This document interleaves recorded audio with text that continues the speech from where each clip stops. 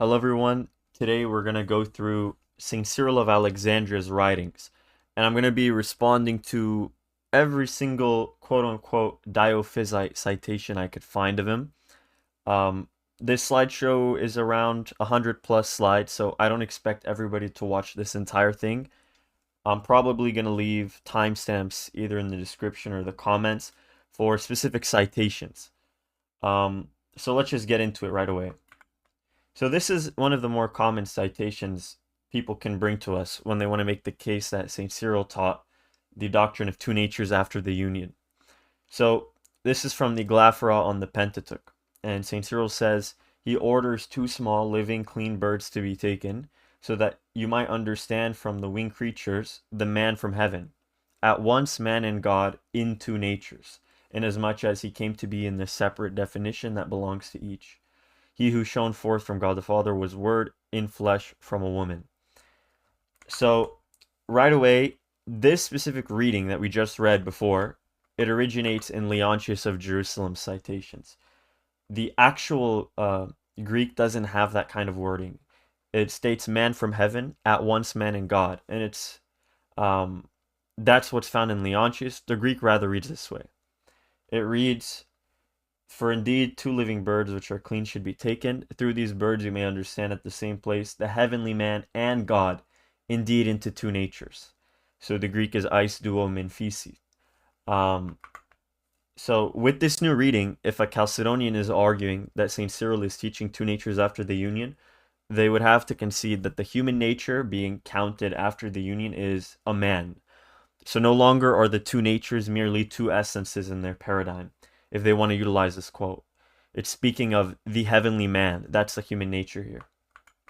So thirdly, building on before, St. Cyril condemns that the two birds teach God, the word, separate from a man. And he explains how, due to the fact that the two birds are one species of bird, they must indicate a single thing with dual predicates, rather than two things with dual predicates.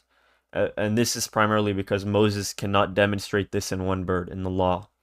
So this is from letter 41, and where he covers this analogy. He basically says, how can you say there's one son if two goats have been mentioned and two birds?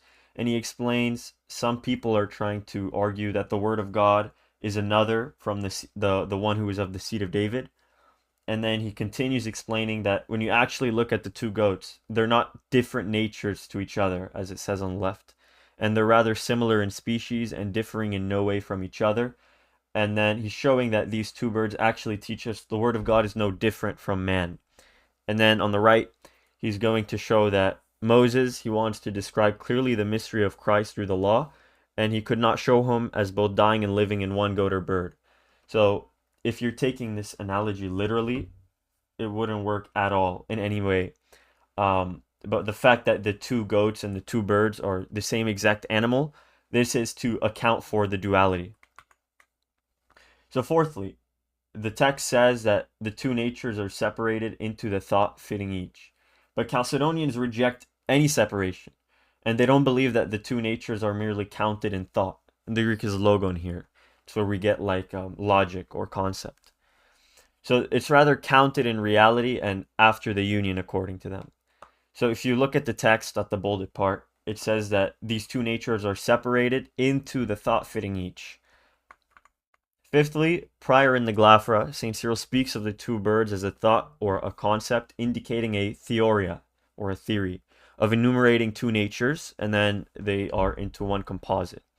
The Chalcedonian citation deletes the last sentence on the right. So if you looked at the citation I showed that they would bring, on the right, this is the full citation. They delete this last line, which says that Christ is one coming from two. But if you look on the left here, this is earlier in the Glaphyra on the Pentateuch, and he explains that the concept brings us to a learned and necessary theoria. For the only begotten, although he was God by nature, bore the flesh of the Holy Virgin and was indeed composed, as it were, of two. And then, very bottom, it says, the account then in these two birds gives consideration to the coming together of two into one. Sixthly, St. Cyril always defined the one composite out of two as being in person, nature, and hypostasis. And he defined theoria as preventing counting two natures after the union. So in his Against the Bishops of Oriens, he says to compose the single person and nature, or hypostases. And then in the third letter to Nestorius, which is canonized at the Council of Ephesus, it says that he's made one according to nature, or kataphysi. And the one and only Christ is not twofold. And finally, in the second letter to Succensus, he says, how can we deny that two natures subsist inseparably after the union? And the Greek says Dyophysite. And he says that this objection is made against people who affirm one incarnate nature of the Son.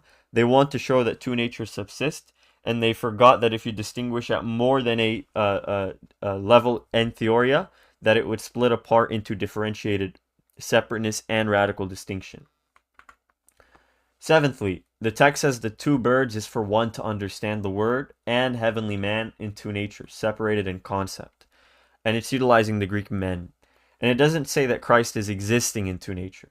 So again, on the left, it uses indeed, so men. You may understand that the heavenly man and God indeed into two natures, using men again. So a good example of this would be if I were to say that through these stick figures, you might understand Batman and Bruce Wayne, indeed into two characters, separated into the thought of their alter egos. The into is in reference to an understanding, into the concept of separating their logon, not their realities in reality. Eighthly, building on before, the Latin version of the text agrees and doesn't count into as something after the union, or rather a mental understanding and concept. So the Latin says, he came to us of dual nature. Ninthly, heavenly man, according to St. Cyril, is a phrase of the product of the union, so the composite person. St. Cyril doesn't say that the heavenly man was born, but rather he says it was the Word in respect of his flesh. Thus, this is only a mental exercise of division, and heavenly man is not another referent. So on the right side in letter 39, he showcases that heavenly man refers to the one person. And then on the left, when he's speaking of heavenly man, he doesn't count it as another subject. He rather says it was the Word who was born in respect of his flesh. Finally, the fathers recognize the duality of birds doesn't transfer into a duality of things in Christ, but rather a concretized single thing. On the left is St. Justin Martyr. He's a very famous ante-Nicene father, very, very early. And he says that the two birds Christ is denoted, both dead as man and living as God, and the two contain the one God incarnate economy. And in the Greek, the duo is containing of the mia, and the Greek is attached. And as for St. Zeno of Verona, he teaches that the Jews were perceiving the law carnally, and they searched for a lamb with a twofold nature. The Latin is bifaria natura, and it could not be found. So they lost the true lamb, Christ, which they had found. They did not understand the analogy of the human flesh bearing sins was symbolized in the two goats and the majestic spirit, which is the divinity, in the two lambs, both of which concreted in Christ, constituting the true lamb. Twofold nature in the early Latin fathers refers to a synthetic nature. Bifaria is referring to a composition. And I'm going to make a video on this in the future, showcasing miaphysitism throughout all of the fathers, especially the Latin tradition, and I'll go into more detail on that in the future. Now, this is the second strongest, at least in their opinion, Dyophysite quote that they can use against us. This is from the Thesaurus Ch.24, and it says that he says some things as man, some as God, for he has authority in both natures. As man, he says, now my soul is troubled. As God, he says, I have power to lay down my life and to take it up again. So firstly, this reading is interpolated, and it's originated in Justinian's quotation found in his On the Person of Christ. It's Justinian's work. The extant independent sources of Greek and Latin do not read in both natures. They rather read in both. So this is ripped straight from Patrologia Graeca. It says, he speaks as man and as God, having the authority in both. Natures is not in the text. Secondly, following the previous original reading, grammatically, the both is indicative of a correlative conjunction, and it indicates the two manners of speech. What he has authority in is both his manners of speaking. Hence, even when he speaks as man, he still has authority in that type of speech. Humanly, he said, now my soul is troubled, but divinely, I have the authority to lay it down, and I have the authority to take it back again. Therefore, being troubled is a property of the flesh, but having authority to lay down and take up his life again is the work of the power of the word. Thirdly, according to St. Cyril, when he speaks as man, this is predicated to the one composite person and nature out of two. So this is from the third letter to Nestorius. It's canonized at Ephesus. It says he was made one according to nature, and the conjunction is not apposition, and it does not suffice for natural oneness. He says the statements are not to two hypostases or two persons, and he continues down the line and he says these statements as man and the statements of God have been made by one person. Therefore, to one person must all the statements in the Gospels be ascribed, to the one incarnate hypostasis of the Word. Fourthly, according to St. Cyril, the statements being ascribed to one person is because there is one nature after the union. This is from his second tome against Nestorius. He says, everything is spoken of the one person, for one nature is recognized after the union. Fifthly, according to St. Cyril, speaking or acting as man, which is one way of speaking, and speaking or acting as God, which is a second way of speaking, are all predicated to the one nature, and not to two natures. And a middle method of speaking and acting is also ascribed to the same single nature. So in letter 40, he says two natures were united. After the union, there is one nature of the Son that has been made flesh. Confessedly, there is one nature of the Word, but we know that he has been made flesh. Nestorius names two natures and separates them. The Antiochians do not admit natural division. They only say the sayings concerning the Lord are divided. Other sayings are very specially pertain to a certain middle position. And it is one thing to separate the natures, and it is another thing to know the difference between the expressions. Sixthly, when Christ sometimes speaks as man and sometimes as God, it is in respect to the one nature of the Word incarnate. In Epistle 45, he says an identical statement to what's found in the Thesaurus. He says sometimes he speaks as man according to the dispensation and according to his humanity, and other times he speaks on the authority of his divinity. But at the very end of the paragraph, the fathers have said there is one nature of the Word incarnate. Seventhly, anything predicated to Christ as man and as God is according to one way and another way, not one and another, as Leo would teach, which would be a plurality of ontologies. So on the left in his Scholia, he says he is baptizing and is baptized according to one way and another. And in his commentary on John, the speaking of one and another will cease after the union or through their ineffable union. Eighthly, St. Cyril condemns ascribing sayings to the human nature and reality. So in his response to Theodorets' refutation, he says, you think that such sayings ought to come nowhere near God the Word, and that they should be attributed only to the form of the servant. Are you not thereby dividing the one back into two sons? Ninthly, speaking of divided and countable categories of actions is not the same as ascribing them to two natures, as the one nature performs and says all of them. So even St. Severus agrees with this. He says between the things performed the difference is great. Some are acts befitting divinity, while others are human. And then at the end he says the one Word incarnate performed the latter and the former. The one nature did not perform the one and the other the other. This is the third citation that Dyophysite will try and show St. Cyril as teaching their dogma. This is from letter 53 to Sixtus. If you just read it, it says, he is immutable even though by the nature of his humanity, Christ is one in both natures and from both natures. Firstly, this fragment is historically originated in the Florilegium of Leontius of Jerusalem against the Monophysites, which is a 6th century work, and Justinian was heavily reliant on it. This citation at least, is not independently attested or found anywhere else at all. Secondly, Leontius of Jerusalem is unanimously and uncontestedly a forger. Thus, the citation should be rejected on account of only being found in the works of a known forger. So, the left is from a scholar known as Marcel Richard. He says Leontius of Jerusalem was a careless user of sources. And Marcel Richard has no kind words for him. And he says he altered almost all of his citations in his own way. And then Justinian, he says the 6th century Dyophysite Florilegium of Leontius, 114 texts are in it, but 26 are forgeries in the strict sense, so straight up invented, or they're misattributed to those fathers, and 10 are suspect, and all 5 texts attributed to Justin Martyr are forgeries. Same with John Chrysostom. And this is from Patrick Gray. His work is called Forgery, and this is being cited in, as I said, Jack Tenuous. Also from Patrick Gray, he says Florilegia, which literally just means a bouquet of texts, tend to be dismissed by moderns as at best tedious catalogues of dry-proof texts. At worst, when full of misquotations and forgeries, as Leontius's Florilegia tend to be. Sad example of an author's poor scholarship. Now on the right, this is from the Byzantine Zeitschrift journal. In volume 81, issue 2, Patrick Gray has an article called Forgery as an Instrument of Progress. I highly recommend you read this article. He does go into depth about Leontius's methodology in forging texts.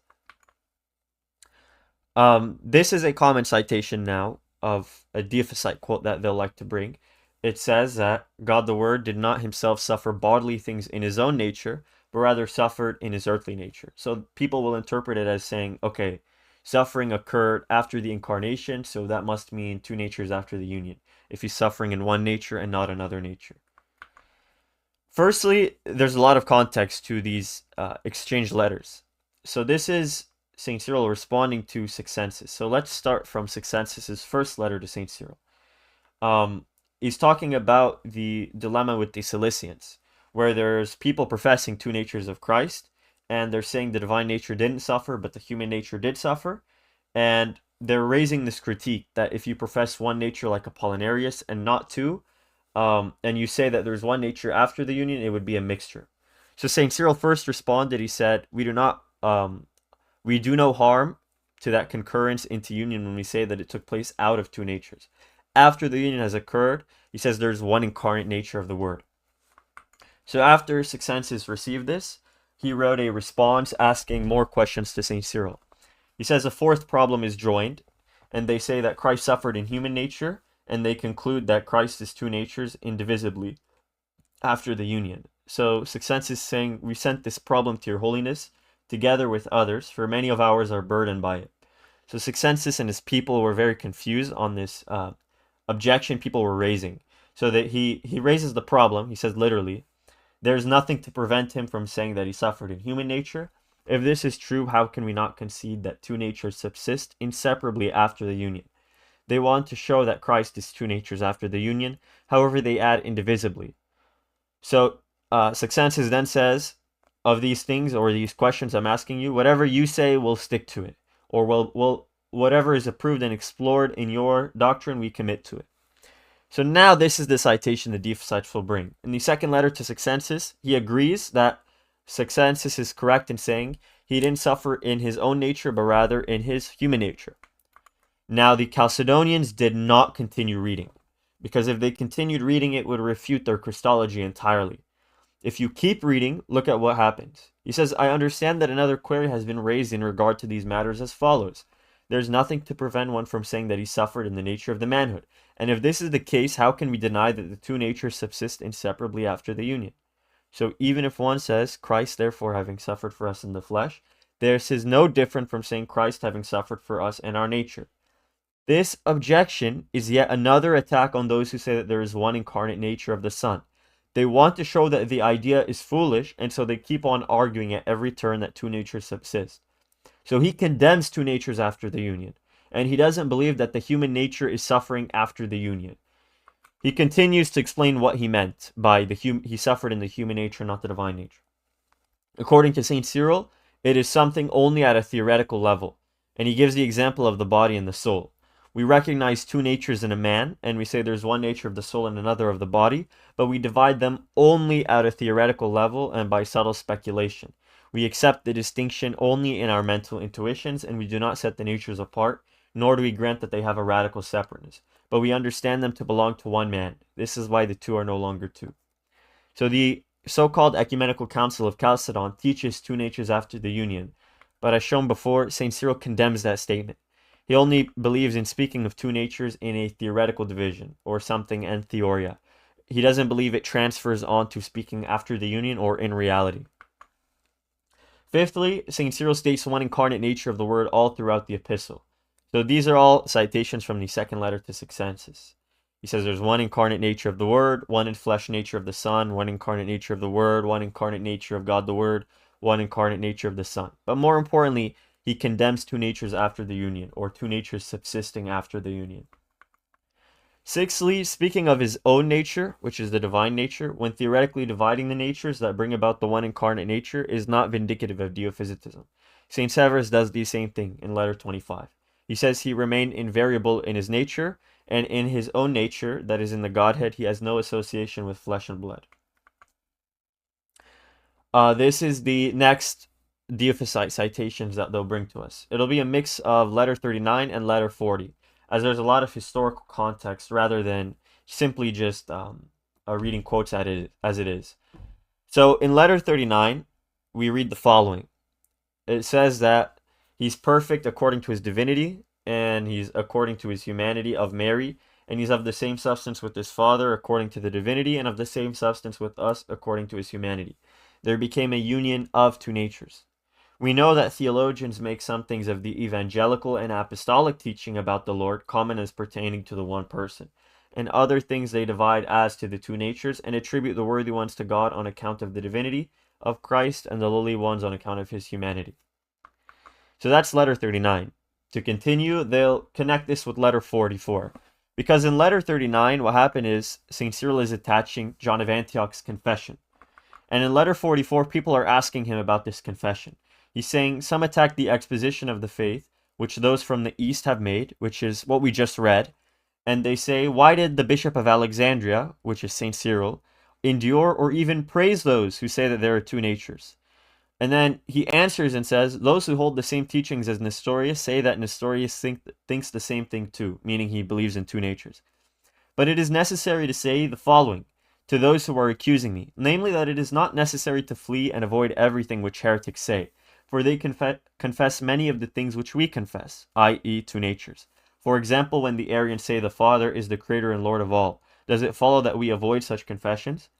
So they utilize these two quotes together to show Cyril accepted the two-nature formula as was posited by John of Antioch in the East, and they're trying to show two natures is not rejected. He actually praised it. Firstly, these are not St. Cyril's words, at least in letter 39. This is from John of Antioch. So if you see in letter 39, Paul of Emesa brought forward a document, and it was composed by John of Antioch, and he confirmed it and verified it, and he inserted it into letter 39. So as was mentioned before, the citation we see here where it says they divide the sayings to the two natures, this isn't even from Cyril. This is from John of Antioch. Secondly, right after letter 39, in letter 40, St. Cyril explains to St. Acacius of Meliten how John of Antioch's letter should be interpreted and how reunion occurred. So he says that he was delighted by St. Acacius's letter, and he's right now about to indicate how the reunion happened. Thirdly, keep in mind, St. Cyril said that he is delighted by St. Acacius's letter. This letter, we have it preserved, and it condemns two natures after the union. St. Acacius wrote to St. Cyril, he says, we should anathematize the dogmas of Nestorius and Theodore, especially those who say two natures after the union, for even though they refuse to say two sons, they do not refuse to say two natures, and there's no other thing than to confess two sons again. So remember, St. Cyril is delighted by this letter which condemns two natures after the union. And this letter which St. Cyril is writing in letter 40 is supposed to clarify what happened in letter 39. So right now you have what would appear as a contradiction for the Dyophysites. Right after letter 39, St. Cyril believes there aren't two natures after the union. So it doesn't seem to show that there's any recanting of positions. There's rather something more that St. Cyril is trying to demonstrate. Fourthly, in letter 40, St. Cyril anticipated the reaction to letter 39 and how people will think it accepts Diophysitism. So he says those on the opposite side might say, those who confession the confession of the true faith, so what we just read, letter 39, John of Antioch's confession, they clearly name two natures, but maintain the expressions of those inspired by God are divided according to the difference of the two natures. How are these assertions not opposite to yours?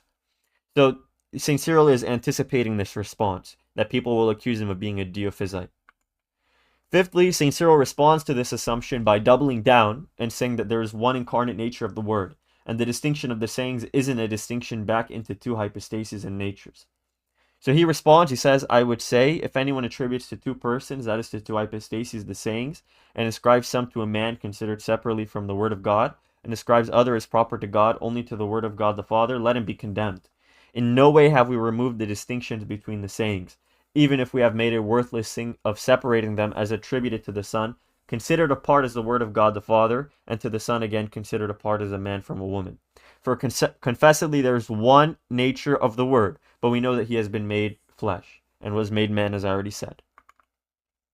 Sixthly, St. Cyril clarifies that the two natures are two hypostases, and their only difference is in natural quality. It cannot be in quantity, as there is no division after the union. So in the same letter 40, he says the difference of natures is of hypostases, and they're synonymous terms according to him. And the mind sees two ineffably and unconfusedly joined to each other in a union, but no wise divides them after they have been united. Seventhly, St. Cyril clarifies that in his perspective, John of Antioch believes the same thing, in that the different sayings are divided, but there is no division in nature. So he says the brethren at Antioch, understanding in simple thoughts only those from which Christ is understood to be, have maintained a difference of natures, because I have said divinity and humanity are not the same in natural quality, but proclaim the one Son and Christ and Lord as being truly one. They say his person in one, and in no manner do they separate what has been united. Neither do they admit the natural division, which would be a division in the category of nature, or quantifying two things in the category of nature. And they rather say only the sayings are separated. Eighthly, St. Cyril explains that different sayings are predicated to one thing, rather than different sayings being predicated to different things. So in letter 40, he says the distinction into two is now done away with. We believe there is one nature of the Son, which is incarnate, and confessedly there is one nature of the Word, and we know it has been made flesh. And Nestorius names two natures, but separates them from one another. The Antiochians do not admit the natural division. They only say the sayings are divided. And St. Cyril says, I am saying the same as this. On the one hand, some of the sayings are very specially proper to his divinity. Others again are proper to his humanity, but other sayings are very specially pertaining to a certain middle position, because they reveal the Son as God and man, both at the same time and in him. It is one thing to separate the natures, and this after the union. It is another thing to know the difference between the expressions. Ninthly, remember that for St. Cyril, division means counting two or more things. Thus, his rejection of natural division is a rejection of counting two after the union. He would affirm predicating things to two natures in theoretical division alone. So this is from his Thesaurus. He says being numerically divided into a duality, and being so in hypostases. And then on his orthodoxy to Emperor Theodosius, he says, you ought not allow any division after the union, especially if it involves talking of two after the union. Tenthly, John of Antioch ascribes the sayings to one person, and others divide them as to two natures. St. Cyril affirms that sayings predicated to one person is the same as predication to one nature. So second tome against Nestorius says everything is spoken of one person, for one nature is recognized after the union. And in letter 45, we already covered this citation as well. He speaks as man and as God. He has authority in his divinity and his humanity. And he finally says, the fathers have said there is one nature of the Word incarnate. 11thly, in letter 44, St. Cyril addresses how he accepted the phrase two natures in John of Antioch's confession in the same way as Nestorius, but it was only a mental division, and after the union there is one incarnate nature of the Word. So pay attention, I'm going to read it again.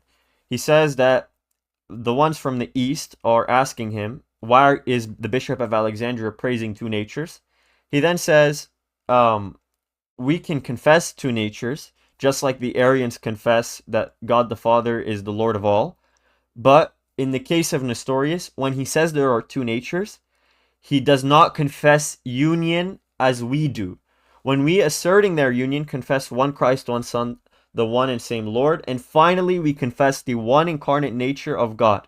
It is possible to say something such as this about any ordinary man, for he is of different natures. But of the body I say, and of the soul. Both reason and speculation know the division, but when combined we get the one nature of man.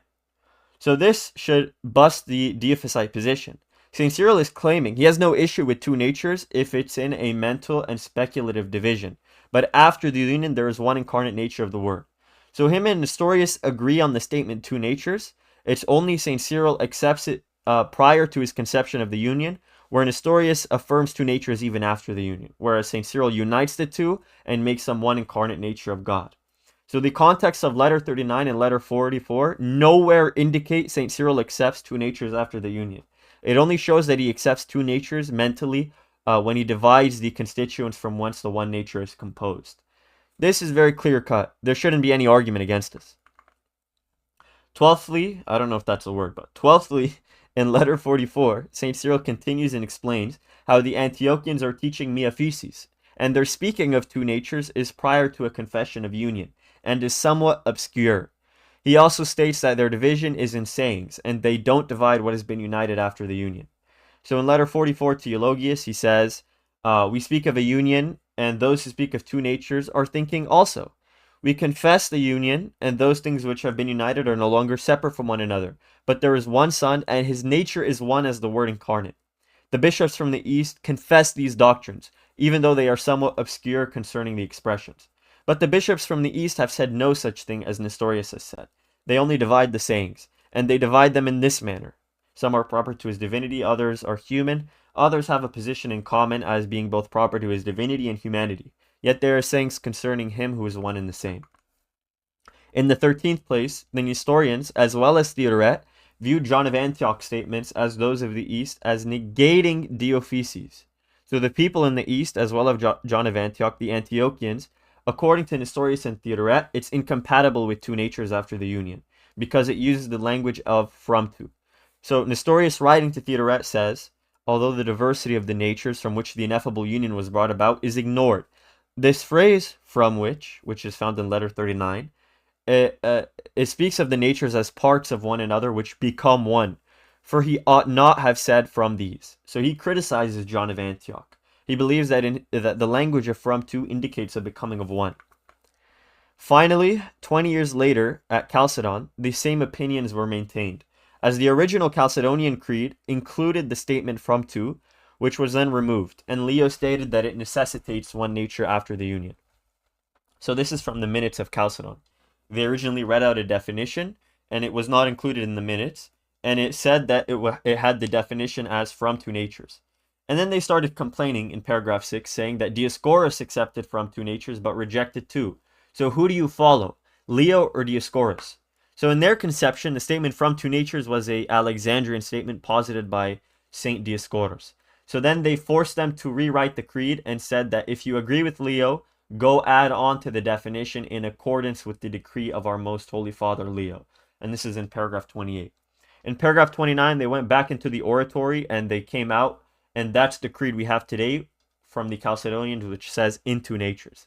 So from two natures is incompatible with the Dyophysite formula of the Chalcedonians. From two natures indicates a becoming of one. It's something affirmed by Dioscorus. Whereas what we see in letter 39 to John of Antioch is maintaining from two as well. And even Pope Leo admits this in the Tome of Leo, which is dogmatized at Chalcedon. Pope Leo explicitly says that if you say he's from two natures, it's equaled by the iniquity, or it's necessitating the iniquity of asserting one nature in him after the Word became flesh. So that should settle letter 39 and letter 44. That should be the bulkier explanation for this video. The next part is the second epistle to Nestorius and the Scholia on the Incarnation, chapter 13. I've included these two quotes together because they pretty much say the same thing. It says the difference of the two natures is not taken away by the union. And then also in the Scholia, recognizing the difference of the natures and preserving them. So the Chalcedonians are trying to showcase, St. Cyril still believes a difference even in the union. So that must mean two natures after the union according to them. Firstly, St. Cyril says the difference is not enough to make Christ two natures. In his second tome to Nestorius, he says there is no reason to claim he is twofold in nature. We acknowledge the difference but reject separation. So right away, according to St. Cyril, this difference isn't enumerating two things after the union. Secondly, St. Cyril says the difference of the two natures is of two hypostases. Thus, if this entailed two natures after the union, according to St. Cyril, it would also entail two hypostases after the union. So in letter 40, he says the difference of natures, that is of hypostases. And in his Scholia on the Incarnation, he says we learn that the natures or hypostases have remained without confusion. Thirdly, building on before, St. Cyril says the difference of the two natures / hypostases is only in natural quality. It has nothing to do with quantity, which is enumeration. So he says in letter 40, according to this and only this is the difference of natures. That is of hypostases, to be understood, for divinity and humanity are doubtless not the same in natural quality. Fourthly, building on before, the distinction in natural quality posited in letter 40 is in context to anathematizing two natures after the union, and instead affirming one nature of the Word made flesh. So in letter 1 to St. Cyril of Alexandria, he says that St. Acacia says we have to anathematize two natures after the union, and they don't reject saying two natures, but they reject saying two sons. But saying two natures is the same as saying two sons, according to St. Acacius. And St. Cyril responds in letter 40 that he is delighted by this letter, and he solidifies that there is one nature of the Son as one who has become man, and that it's an unconfused union, and there is one nature of the Word, but we know that he has been made flesh. Fifthly, this language cannot be vindicative of Diophysitism at all, as it's used by St. Severus, who is labeled as Monophysite. So in letter 1, St. Severus says the difference is preserved in natural characteristics of the natures from which Emmanuel consists. He says the difference appears in natural characteristics, and finally he says the difference in characteristics, let distinctness be maintained in the unity. The next citation that is included in their Florilegiums, and by the way, for context, this is every single Dyophysite quote I can find of St. Cyril that they like to pin on us. It's in no particular order. Here's another quote they like to bring against us, which is Festal letter 17. It says he was allowing the nature like ours to move according to its own laws, while at the same time preserving the purity of the divinity.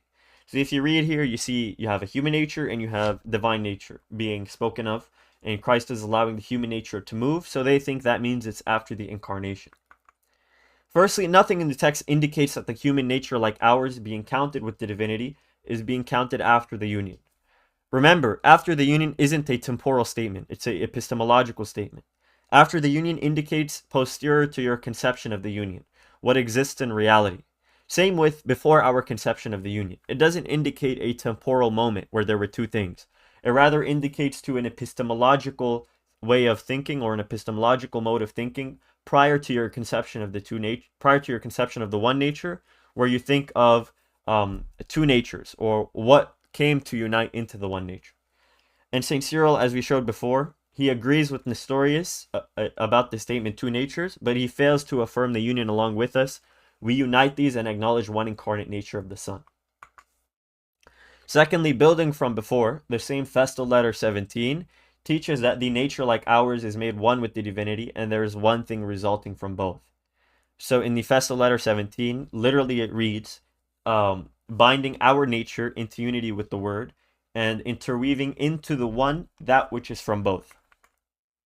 Thirdly, according to St. Cyril, the one from both is always a oneness of nature and hypostases. So if you see the third letter to Nestorius, he uses the statement one from out of both, and he says it's one according to nature. In Against the Bishops of Oriens, he says to compose the single person in nature or hypostases. In the 5 tomes against Nestorius, in the preface, he says one from both, and he says that it's one nature after the union, or one nature conceived after the union.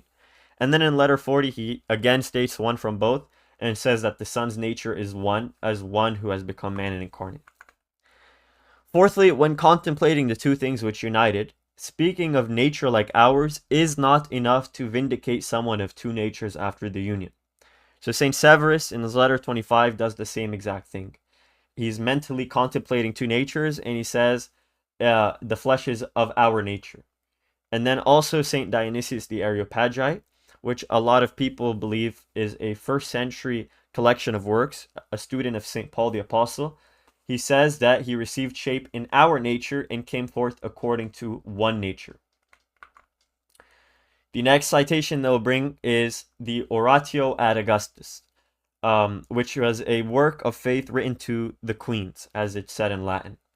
Now, the citation says, with regard to one person, the appearance of our speech introduces two persons.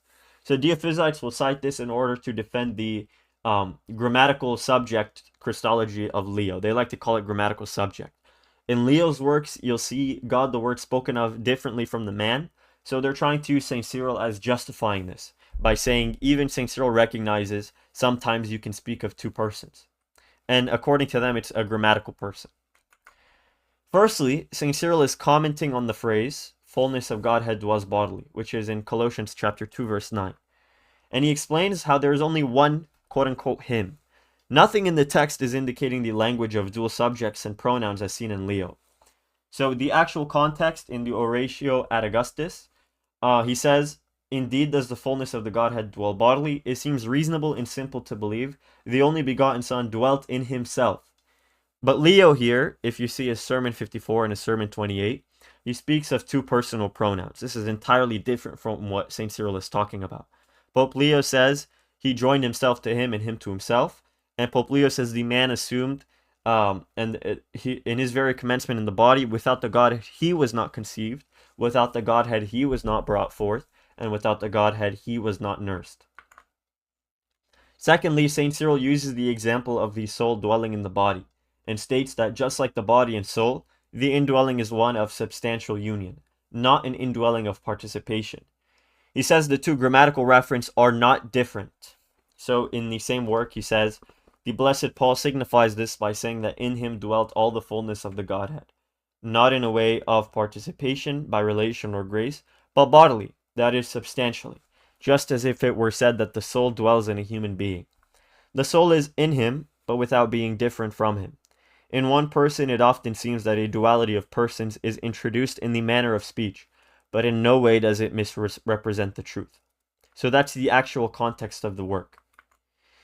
Thirdly, building on before, the substantial indwelling St. Cyril is speaking of is being pulled from the theology of the Synod of Antioch, which teaches a compositional substantial indwelling in one substance resulting from two substances. So the Greek word here is originally found in the Synod of Antioch in 268. Paul of Samosata was saying that the Word of God is united through participation, not having substantial unity. And then later on he says that God and flesh are united substantially, word for word, the same Greek word that we see in Oratio Ad Augustas. And he says the two making one. This predates Nicaea, and it's a substantial becoming of one. And this is preserved in Peter the Deacon, who is not a Miaphysite father, and also in St. Severus in Against John the Grammarian. Fourthly, St. Cyril continues with his example of the soul and body, and affirms that this language, which seems to indicate two persons, is resolved because there is no distinction between the body and soul, and instead there is one undivided reality. And St. Cyril says, he forms the spirit of a man within him. How could it not be clear that the spirit formed within him is not distinct from him? The blessed David also says, at night my heart instructs me, I meditate, and my spirit searches deep within me. Thus there was one who was undivided, with his own heart and own spirit. Fifthly, building on before, St. Cyril, division is counting two things in reality, which is incompatible with counting two natures after the union. So I and my Father are one, and I am in my Father and my Father in me, being numerically divided into a duality, and being so in hypostasis. And then on Orthodoxy to Emperor Theodosius, he says, you ought not to allow any division after the union, especially if it involves talking of two after the union. Sixthly, building on before, St. Proclus shares the idea of a substantial becoming of one, and explains that the division is counting two things. So St. Proclus says the indivisibility of radical oneness, the same way a monad cannot be divided into two monads, likewise it would not be a monad but a dyad. And he also says in Epistle 2, there can be no unity in the state of two different things. Likewise, the one in the sense of perfect union is not divided into two. And in his homily 3, he speaks of a co-substantialized becoming of one. Seventhly, St. Severus cites this exact passage and shares the same remarks without him ever hinting any conception or knowledge of this passage being cited by any Dyophysites, thus making it a poor ahistorical attempt of an argument. I'm not going to read the whole thing, but if you'd like to, just pause the video, you can read this for yourself. The next citations are also from Oratio Ad Augustas. St. Cyril says the works of divinity is indeed being able to execute the works of divinity fitting to the human nature. He's obviously speaking rhetorically and trying to say they're not. And then also he says, the only begotten became human and endured death in the flesh. He was resurrected not according to the power of the flesh, that is human nature, but in the power of divine strength. Therefore it is fitting to attribute the giving of life not solely to the nature of body but itself, though it belonged to the Word who was begotten from God, but rather to the supreme power in nature beyond creation. So right now they're trying to teach dioenergism. You have the divine power attributed to the divine nature and the human power attributed to the human nature. Firstly, nothing in the text is indicating that human nature is being spoken of after the union. St. Cyril is theoretically dividing the natures into two and contemplating their energizing capacity. The flesh, in and of itself, is in theoretical isolation, when enumerated in its own peculiar properties, cannot accomplish divine activities, and it also cannot contain divine apophatic predicates. So from St. Gregory of Nyssa, he says, the appropriate understanding may be formed about each, namely the impassibility of the divine and the economy of suffering for the human. So this would be a divine energy and a human energy. And by the way, energy is being used for operations as well as for predication, as well as apophatic and cataphatic statements of the divine. You can call them energy, hence the dilemmas of the essence-energy distinction. So here St. Gregory of Nyssa is saying, we're going to speak of the correct understanding of the energy of humanity and the energy of divinity. But he says it's only a separation in the mind, or epinoias, and what is indeed united out of love for us, but divided by thought. And St. Cyril agrees. He agrees that this objection of the human nature suffering, we talked about this earlier in the second letter to Succensus section. But he says, saying the human nature suffered and the divine nature didn't, that's only a theoretical division. And it's a distinguishment only at the theoretical level. And there isn't two natures subsisting. Secondly, in the same text, St. Cyril explains how when the incarnate word energized divinely, he didn't do it as man alone, but as God infleshed with blood. So in the same Oratio Ad Augustas, he says, it is indeed necessary to acknowledge that Christ, having accomplished the works of the Father, which would be divine energies, is not merely a man, but more so God in blood and flesh. So this isn't even like divine energies predicated to the Word after the union. These are rather the essential divine energies of the triad. Hence why here he says it's the works of the Father. And then early on, he says it's the power of divine strength. Specifically at the very bottom, in the person of God the Father. So it's the divine energies being influenced through God the Father, through the Word, and then through the flesh. So it's not referring to the Chalcedonian conception of dioenergism. So firstly, it's a theoretical division. Secondly, it's referring to divine essential energies, which are their own category, but theandric energies are nothing else but the divine energy through the flesh, which we'll cover in the next couple slides. So the Oriental Orthodox, as well as St. Cyril, do not merely ignorantly confess one simple energy. We affirm a synthetic kindred single energy, which is a mia energia. And this is also St. Cyril's conception. He says he transformed the flesh into his own benefit, which is life, and he laid a stress on his employing his holy flesh as a sort of co-operator unto this. So he could show that it had the power to give life and was already made one with him. And then at the very bottom he says that when he healed the girl, or brought her from death, it was one kindred operation through both. The Greek literally reads mian energian. Fourthly, the flesh, when enumerated on its own, truly cannot exercise divine energies. This is why the fathers condemn enumerating the human nature with its own weak properties, as they believe it will result in two sons. So this is once again the Cappadocian position of giving the human nature its own predication and energy, and giving the divine nature its own predication and energy. If it is done after the union, according to them, it would result in a duality of sons. So St. Gregory of Nyssa says, he allowed the mortal to remain the mortal, and allowed each of those opposing things to be recognized and enumerated peculiarly in themselves, it would be two in the Son of God. And then he says, if the mortal, having entered into the immortal, became immortal, which just refers to numerical oneness, likewise the perishable was transformed into incorruption, and everything else was similarly transformed into the impassible and divine, what reason remains for those who divide the one into a dual distinction? Thus a duality of sons would be understood and resulted if a certain heterogeneous nature, with its own distinguishing marks, was identified in the ineffable divinity of the Son, such as being weak or small or corruptible or temporary, while the divine nature was powerful. How can that which is one be divided into a dual signification when there is no partitioning numerical difference? Now the next section is another supposed Dyophysite quote, which is St. Cyril's Thesaurus Ch.12. He says, if he is in the form of God, took the form that is consubstantial to us, because it belongs to us, and the Son is the form of God, then he was consubstantial with God, whose form he is. So they want to teach, St. Cyril is teaching two forms here. Firstly, the text states that the human form Christ assumed belongs to us, thus making it a human universal, in agreement with St. Basil. So St. Basil in Against Eunomia says the form of the servant signifies the ousia of humanity. Secondly, St. Cyril doesn't believe that merely two forms united in the Incarnation. He rather believes it was two hypostases. So he says right here, since he points out that God's form took upon himself the form of a servant, let him explain whether it was just these forms that came together by themselves quite apart from their hypostases. It was not mere resemblances in forms, things with no hypostases that conjoined to bring about the saving union. It was rather a convergence of the very things themselves, of two hypostases. So St. Cyril doesn't just believe two forms came into union. He believes it was two hypostases. Thus, dividing two would be dividing two hypostases. Thirdly, building on this concept, St. Cyril believes the form like our own means an appearance of a man. And on the unity of Christ, he says, the form like our own is made manifest to earthly creatures. He was God in appearance like ours. Fourthly, form, is, as used by Pope Leo, refers to individual concrete realities, known as the Word and the man. So Leo speaks of the lowliness of the man, which is in the Latin homo, and then he also speaks of each form performing what is proper to it. And then when he defines those two forms, he calls it the Word and the flesh.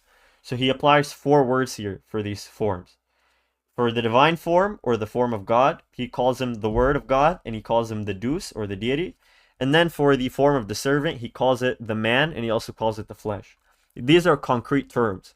So he's in disagreement with St. Cyril as these being ousias. In letter 124, he says that when Christ is one and the same, it is in both forms. So the two natures he exists in, according to Chalcedonians, are those two forms, those two concrete realities. And also in the Tome of Leo, he says, each nature retains its property, just as the form of the servant does not take away the form of God. Sixthly, no father at all speaks of Christ existing in two natures after the union. And St. Cyril never once speaks of these two forms as being subsistent individual substances after the union, as Leo does. And St. Cyril never, ever, ever speaks of two ousia after the union.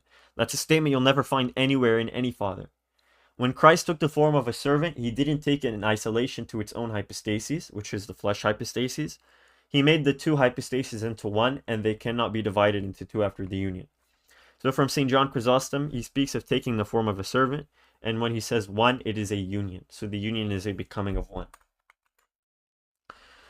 Now this is from, in certain Florilegiums, it doesn't actually tell you the work, it just gives you the ACO citation, which is would be 1.17, page 24, 34 through 38. The actual work is called Against Those Who Do Not Wish to Confess the Theotokos, shortened for Against Denying Theotokos. So the citation is, they'll quote it as follows. He was sharing our human nature, and through the ineffable mercy of God, he was begotten in his human nature, of the holy and unwedded Virgin. And so he is therefore called man, and he is also called God, one and the same Christ existing in both names. So they're trying to argue that those two names are God and man, so he's existing in God and man are two natures, so in both names is in both natures. It's a very poor argument, but let's play with it. Firstly, this is a slightly mistranslated text. St. Cyril is affirming that Christ is man and God, and he remains one and the same in each designation of his. So the Greek is as follows. Literally, you read it. It says he partook of human nature. So compare that to before, which says in his human nature. They're trying to make it sound Chalcedonian. Before, it says he's partaking of human nature. And then later he says, being one and the same in each designation as Christ. And the Greek is attached from the ACO citation. And I also cited the Patrologia Graeca citation as well. Secondly, remaining one and the same in each designation means that the different designations do not divide into two different referents, possessing those names. Thirdly, names are not natures. Names are designated to natures. The fathers teach all names are designated to the one, whole, from two natures, parts. So from St. Gregory of Nyssa, he says, applying the two names to the one. From St. Athanasius, he says, one indeed is indicated from both names. And from St. John Chrysostom, he says, we name the whole by the inferior part. We name again the whole by the better part, so also in the case of Christ. Those two parts would be two hypostases, which would be the two natures which compose the one nature. So had you believe that these names are reducible to natures, you would be reducing them to two hypostases. Because these designations would also be Son of Man and Son of God. So if you were to believe that let's read their passage, that one and the same existing in both names, you would believe that he exists in Son of God and exists in Son of Man, which would be Nestorianism if you treat those as their own natural reference, if you treat them as their own natures. The next citation is from Scholia on the Incarnation, chapter 19. How can the same one sanctify and be sanctified, baptize and be baptized by virtue of his different natures? So this supposed Dyophysite quote is supposed to show us that St. Cyril believes in different natures. Firstly, this is interpolated by Justinian in his Against the Monophysites. The text does not say by virtue of his different natures. The Latin says secundam aliud et aliud, and coincidentally, glory be to God, who allowed for the entire work, the work isn't in Greek by the way, but for this specific passage, glory be to God, by the grace of God, he preserved the Greek so we can expose them. So the Greek literally reads kat allo kai allo, and this means according to one way and another. So an accurate reading is as follows. How then is both the one who sanctifies and the one who is sanctified, baptizes and is baptized according to one way and another? Secondly, using the language as man and as God does not necessitate two natures after the union. So St. Dioscorus speaks of as man, as God, and says it is impiety to speak of two natures in God the Word incarnate. And St. John Chrysostom says he acts as man and acts as God, both indicating the nature in the singular, and says that it's a oneness of natures. Thirdly, one way and another way is not the same as one and another. The best example is St. Cyril of Jerusalem, a different St. Cyril who predates St. Cyril of Alexandria. But he says he demonstrated his dual energy. And by the way, dual just means composite for St. Cyril of Jerusalem. He defines this in his catechesis. So he's demonstrating his dual energion in the singular, suffering as man and acting as God. For there is no one and another, even if the acts are done differently in one way and another way. So for us, we don't have an issue with acting one way and another way. We have an issue with saying the one nature performs this and the other nature performs that. And this is best worded by St. Severus. St. Severus says, some of them are acts befitting the divinity, while others are human. The one nature did not perform the one and the other. Nor because the things performed are different shall we on this account rightly define two natures or forms as operating. And then on the commentary on the Gospel of John, chapter 37, St. Cyril says the speaking of one another will cease. Keep in mind, Pope Leo everywhere in his sermons and letters speaks of one and another. Fourthly, chapter 19 of the Scholia swiftly refutes Diophysitism by condemning a dual enumeration of substances, with the man or human nature receiving dignity. So as I said, the Greek doesn't exist, it's in the Latin, and the Latin translators translated St. Cyril as saying, nor should it be said that the man is adored together with God by equality of dignity, with substances divided. So this exact same chapter rejects two substances. Because remember, division is counting two in St. Cyril. This is in direct contradiction to Leo. Leo explicitly believes that the man received dignity, whereas Cyril condemns any man receiving any dignity because he doesn't believe in two substances. Now this is going to be the most funniest part of the video, because this isn't even a citation.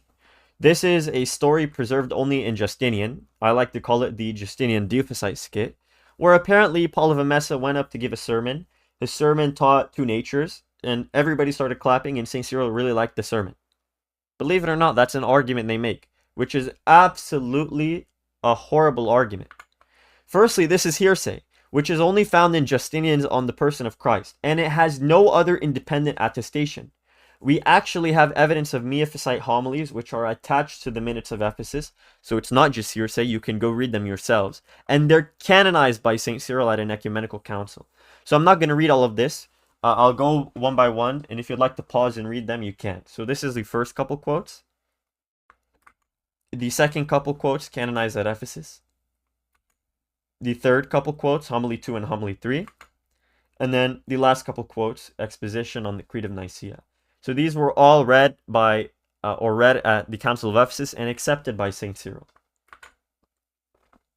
The next supposed Dyophysite quote is, he is God by nature, even with the flesh, for we know that he possesses the flesh both as his own and as something other than his nature. So this is trying to show there's the divine nature and the flesh is something other than this nature, so it's another nature. This text is terribly mistranslated. I believe this also originates in Justinian, but I couldn't specifically find where it is in what work of his. But it doesn't matter. They're still going to use this, so we're just going to refute it as it is. We have the Greek preserved today. The text says that God is by nature in the flesh. That's a very big difference. And it says that he is understood as another from the flesh.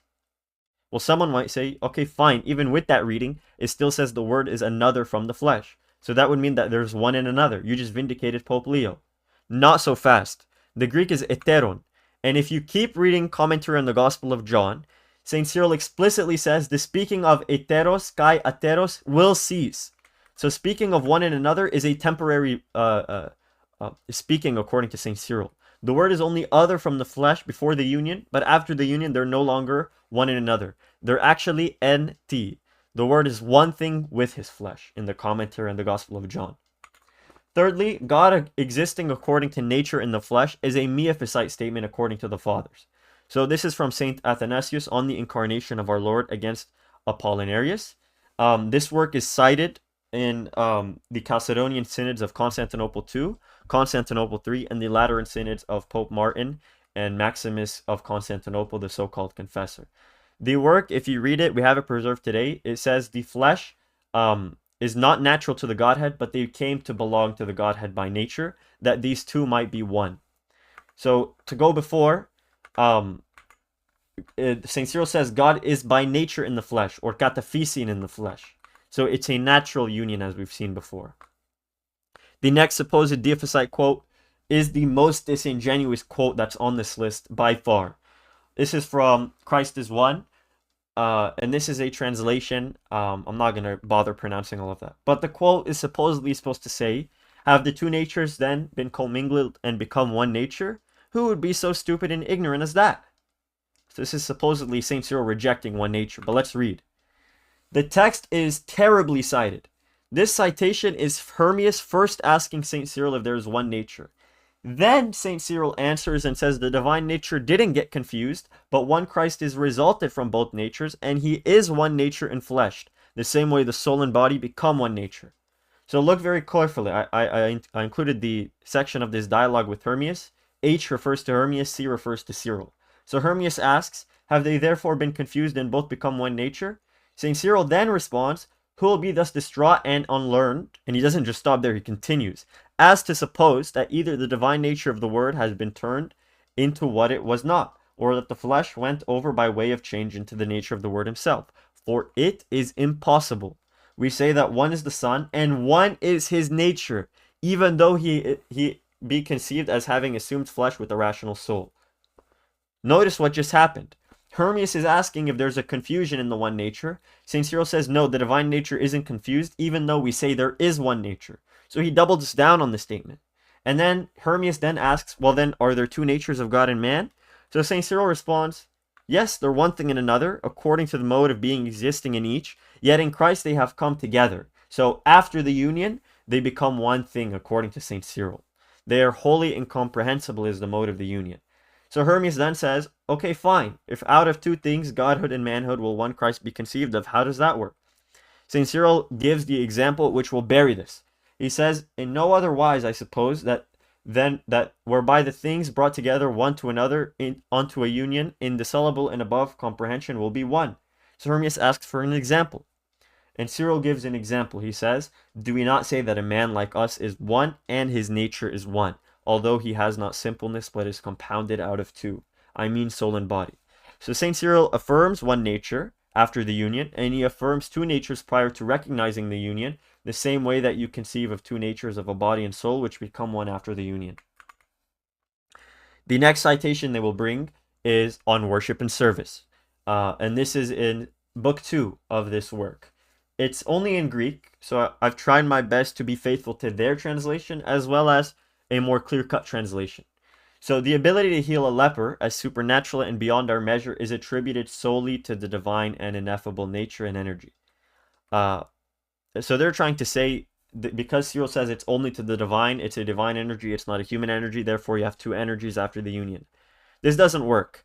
Firstly, it's speaking about our measure, so this refers to the universal subject of predication, meaning the human ousia, and the divine ineffable nature and energy would refer to the energy of the triad. So firstly, St. Cyril is arguing that it is solely a divine energy relative to the incapacity of human energy. So he says healing leprosy exceeds the strength of doctors, and as we saw before, it is beyond our measure. Secondly, the transcendent soul divine energy is manifested through the flesh. So St. Hippolytus says he acted divinely through the flesh, and St. Basil says Godhead was using flesh endowed with soul. Thirdly, the Oriental Orthodox do not attribute divine energy to human nature in isolation, as we do not enumerate human nature after the union. The theandric kindred energy is the divine energy through the flesh. Thus it can be spoken of as divine energy. The same way we can call the single nature of God incarnate, God. So the divine energy here, it's not in contrary to the Mia Energia formula. St. Dionysius speaks of the God incarnate energy of God having become man, and St. Cyril shows that there was one kindred operation through both, or mian energean. So for us, when we contemplate the triad's energies, not through the flesh, that is something entirely divisible from our humanly abilities to energize. So the energy of the Trinity is different than the energy of that us humans can actuate. However, the kindred energy, we don't just believe it's a simple energy.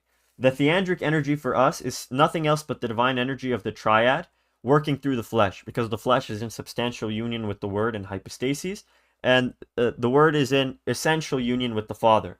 Thus, when the Father effluents these divine energies, you can speak of the divine energy contemplated in the triad, and then speak of the theandric energy, which is the divine energy through the mode of the flesh. Fourthly, in the same exact book, St. Cyril clarifies the two become one. So he still is maintaining the Dyophysite formula here. He says divinity and humanity draw near, as it were, to converge into one, since in Christ both are thought together.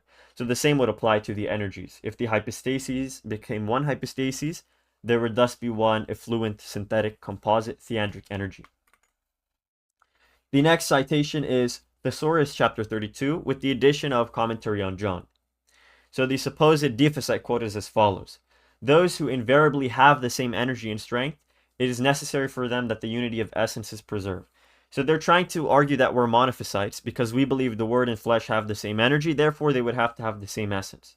And then also commentary on John, he says the same thing. He says things that have the same nature as one another will operate in the same way, while things whose qualities have a different account on an account of their operation in all respects would not be the same.